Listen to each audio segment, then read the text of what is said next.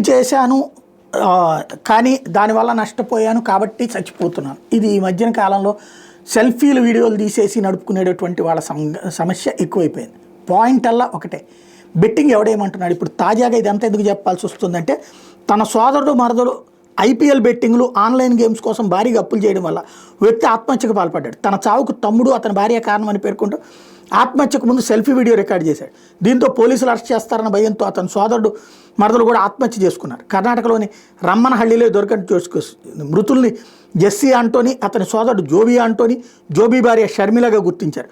Jessie జోబీ కావల్లో జోబీ భార్య Sharmila IPL online గేముల కోసం జెస్సీ పేరిటుండే ఇంటి మీద జోబీ దంపతులు అప్పులు చేశారు. ఈ క్రమంలో జెస్సీ సోమవారం ఆత్మహత్యకు పాల్పడ్డారు.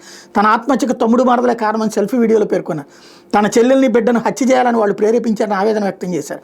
దీంతో పోలీసులు అరెస్ట్ చేస్తున్న భయంతో జోబీ ఆంటోనీ ఆయన భార్య షర్మిల ఉరివేసుకున్నారు. ఇది విపరీతంగా పెరిగిపోతుంది. మొన్న ఒక అతను మన ఆంధ్రప్రదేశ్లో అతను కూడా అట్లాగే సూసైడ్ అటెంప్ట్లు చేయడం, బెట్టింగులు చేయటం, డబ్బులు నాశనం చేసుకోవడం, బెట్టింగులో లాభపడేది 100 రూపాయలు అయితే నష్టపోయేది 1,00,000 నుంచి 1,00,00,000. చేతిలో ఉన్నదంతా పోతాం.